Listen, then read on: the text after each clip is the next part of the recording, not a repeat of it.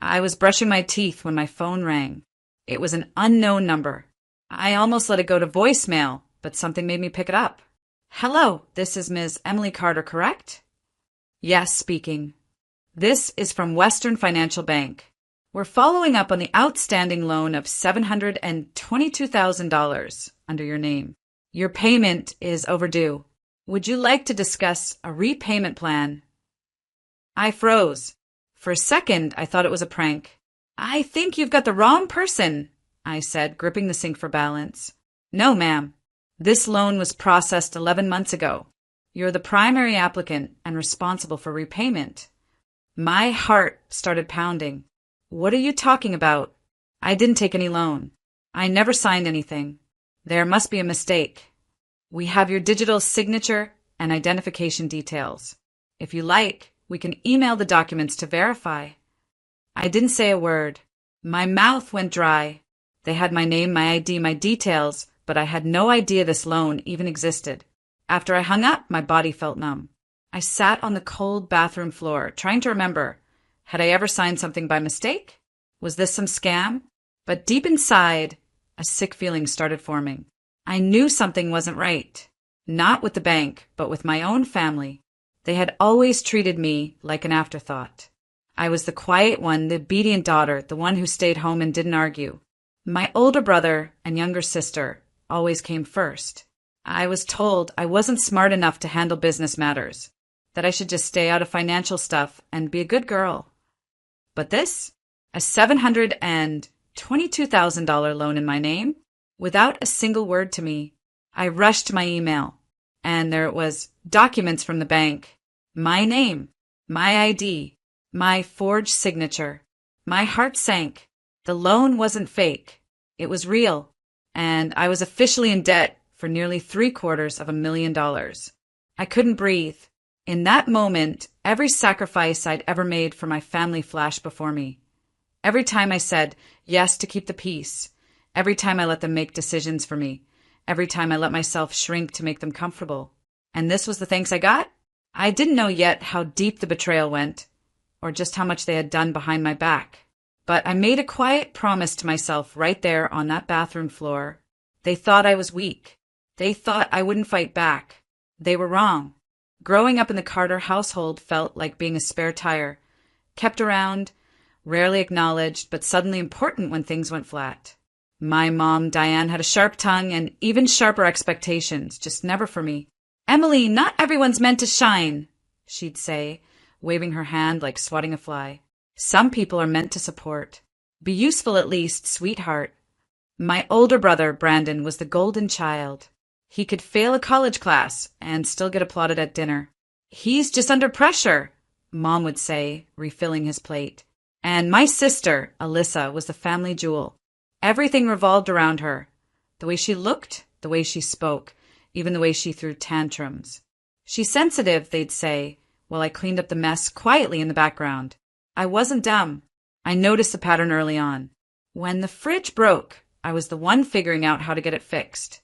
When Brandon forgot to pay his credit card bill, I voluntarily made the payment to avoid Dad's rage. When Alyssa needed a ride across town in the rain, it was me who dropped everything. No one asked me to. They expected it, like breathing. What confused me more than the neglect was the possessiveness. Whenever I mentioned applying for out-of-state college programs, Mom would guilt-trip me. And leave us? Who will take care of everything here? You know, Brandon has his hands full, and Alyssa's still finding her feet. Dad didn't say much. He just nodded at Mom and added, You're not ready to live alone, Emily. You're not built for that. I started to believe them. They dressed it up as love and protection, but it felt more like being caged. Every time I dared to dream for myself, they clipped my wings with a smile. You're such a sweet girl, they'd say, as if being sweet meant being silent. At 27, I still lived at home. Not because I wanted to, but because I didn't know how to break free. I worked a part-time job at a local office while helping Mom manage errands. Brandon and Alyssa both had flashier lives, careers, relationships, plans. I had structure, obligations, and invisible chains. Looking back now, the warning signs were all there. The way Mom never let me handle my own mail. The way she always offered to keep my ID in a safe place. The way Brandon once joked, Emily's name is the cleanest one in the family. If we ever need a loan, we know who to call. They all laughed. I didn't. At the time, I thought they were just being weird. Family weird. But now I see it clearly. They weren't protecting me.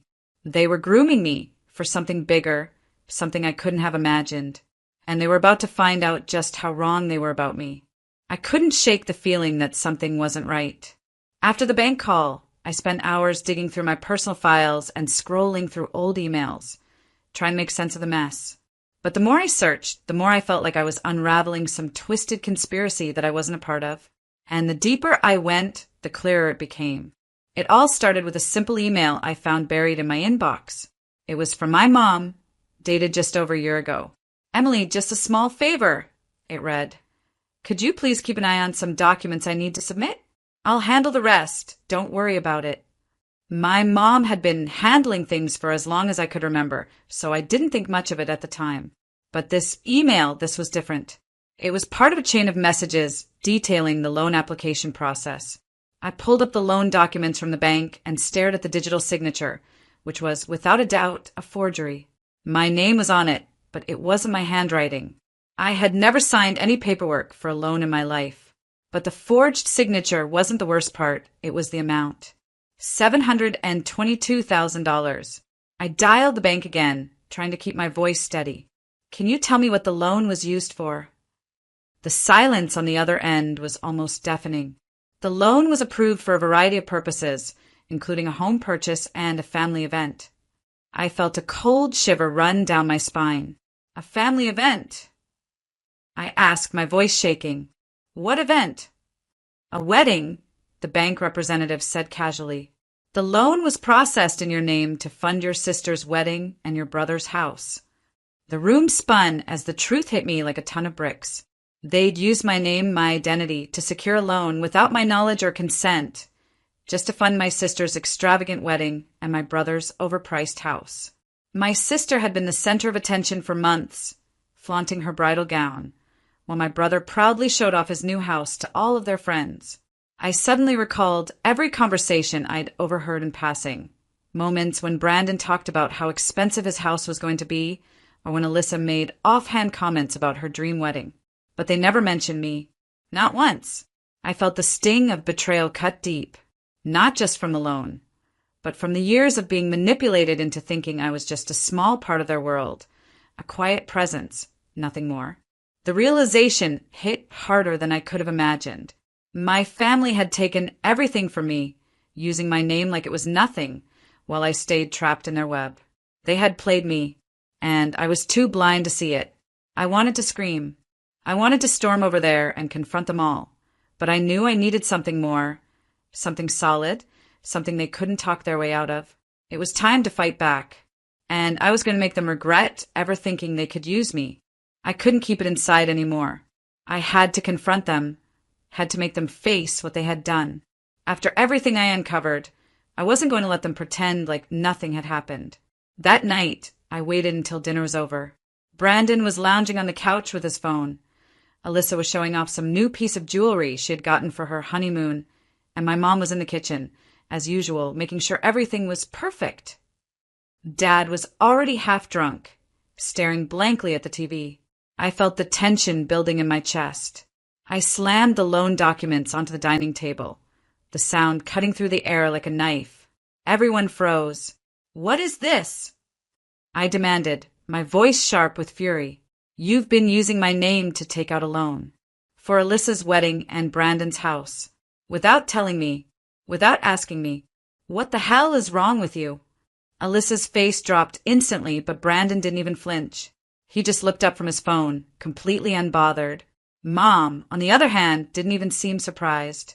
She walked over to the table, picking up the papers slowly, and then turned to face me with a calm smile, as though I was the one overreacting. "Emily, sweetheart," she said, her tone dripping with faux sweetness. "I don't know why you're making such a big deal out of this. You're our daughter. We had to do what was necessary for the family. Alyssa's wedding couldn't wait, and Brandon's house was a great opportunity. You're not using your potential, darling." I blinked, completely stunned. What? My potential? You stole my identity, Mom. You forged my signature to get a loan. You didn't even ask me. Mom sighed like she was explaining something to a child who just didn't understand. Oh, Emily, she said softly, as though I were the problem. At least be of some use to your family. We've given you everything you need. We've kept you safe, taken care of you. What else are you good for, if not helping us when we need it?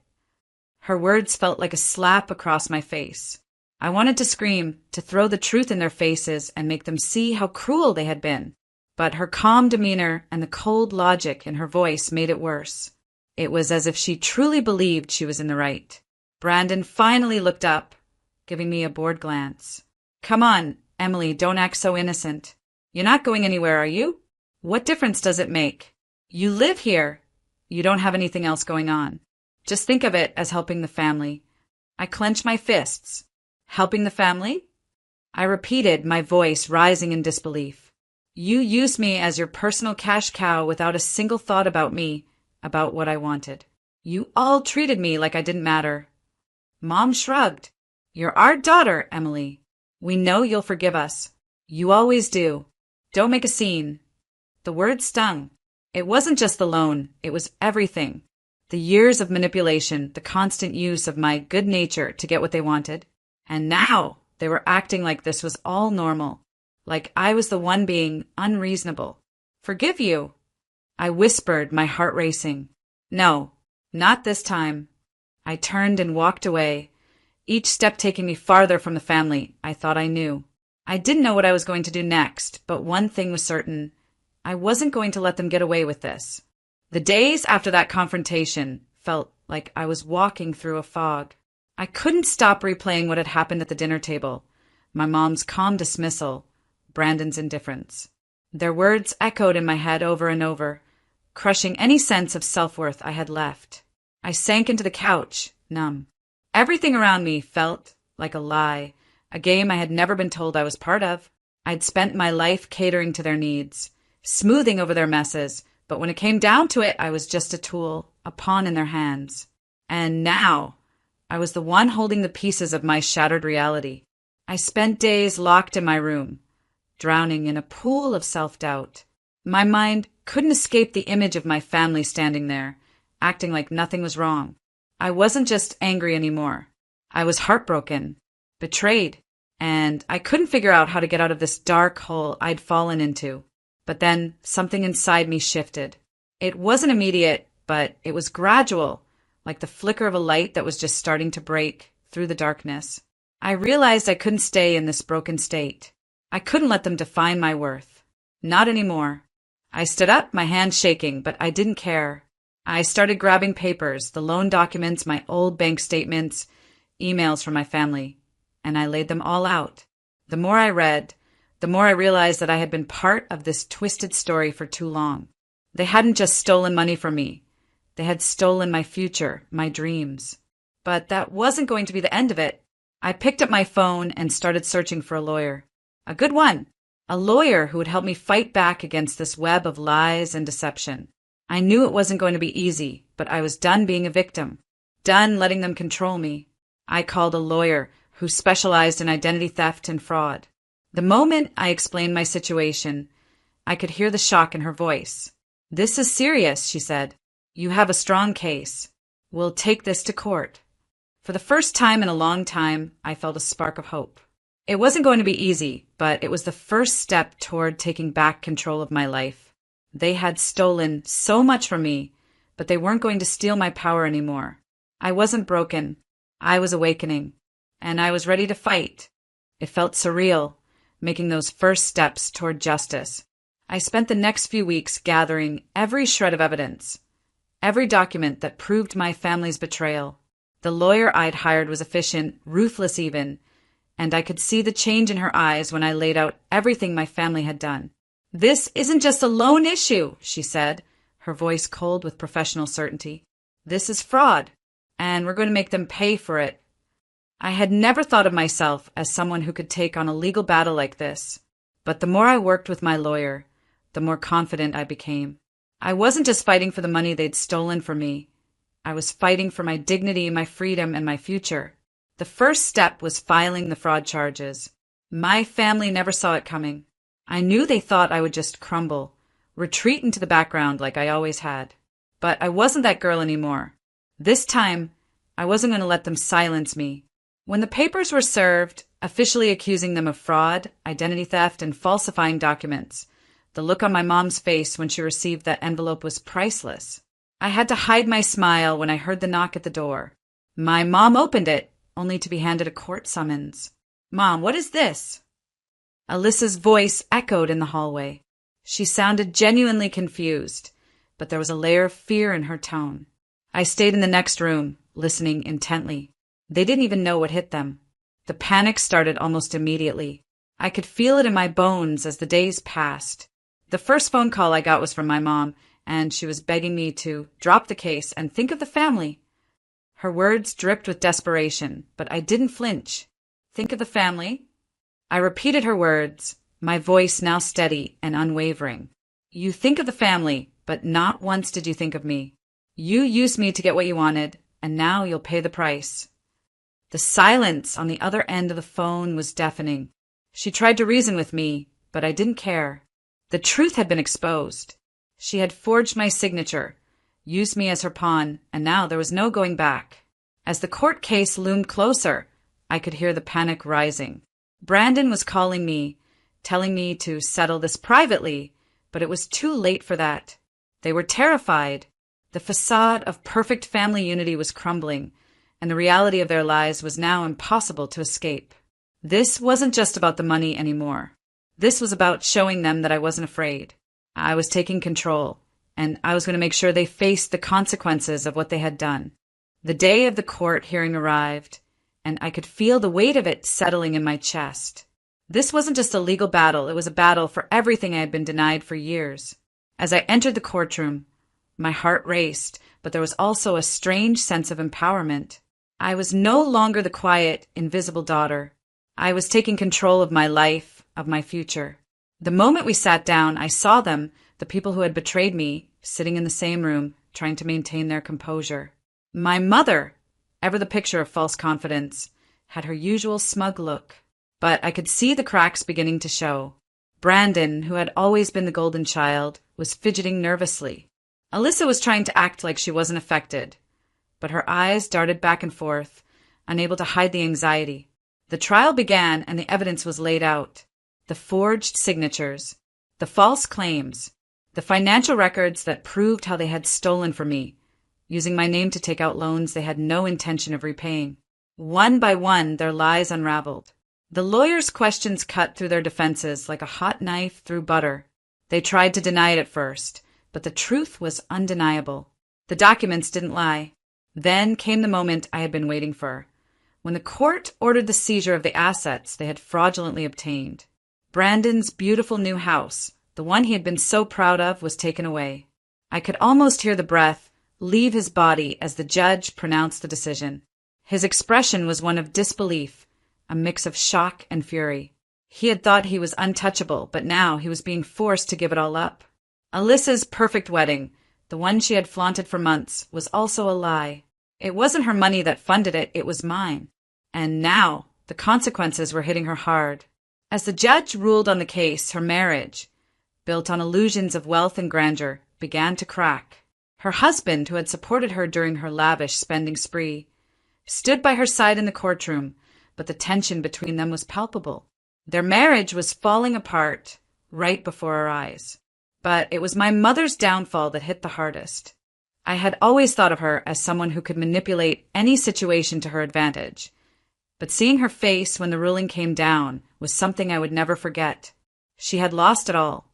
Her reputation, the house that had been in the family for years, and any sense of control she once had, gone in an instant. She had always believed she could keep me beneath her, but now she was the one who was buried under the weight of her lies. It was over. The family I had once tried to protect was crumbling, and I couldn't help but feel a rush of satisfaction. This wasn't about revenge anymore. It was about justice, and I had won. The moment the court case ended, I felt like I was shedding an old skin. It was as if the years of being suffocated by my family's manipulation, the weight of their betrayal, all melted away. The legal victory had been sweet, yes, but the true reward was the freedom that came with it. For the first time, I didn't feel like I was living for someone else. I was living for me. I decided to leave behind the place that had become a prison in my mind. I moved to a new city, one where no one knew my name, no one had any expectations of me, and I could start fresh. The apartment I found wasn't much, but it was mine. It smelled like new beginnings. The quiet in the evenings, the stillness, was something I had longed for. I woke up each day with a sense of peace that I had never known. With time, I started to feel like myself again. I took up painting, something I had always loved but never had the time or energy for. I made new friends who didn't want anything from me. They appreciated me for who I was, not for what I could do for them. Slowly but surely, I found my voice again, the one I had buried under years of pleasing others. I began to feel strong, and not just in the legal sense. I felt powerful in knowing that I was in control of my own life, that I no longer had to live in the shadow of their demands. The hurt that had once seemed so overwhelming was replaced by a quiet confidence. I wasn't perfect, but I was finally me, and that was enough. As for my family, they had paid the price. Their lives had fallen apart in ways they couldn't control. Brandon lost the house that he'd been so proud of, his dreams shattered. Alyssa's perfect wedding and facade of happiness crumbled. And my mother? She was left with nothing. No reputation, no power, no one to manipulate. Her world had unraveled, and there was nothing she could do about it. I had finally broken free. The karma had come full circle. And now I was living for myself, stronger, happier, and more content than I had ever been.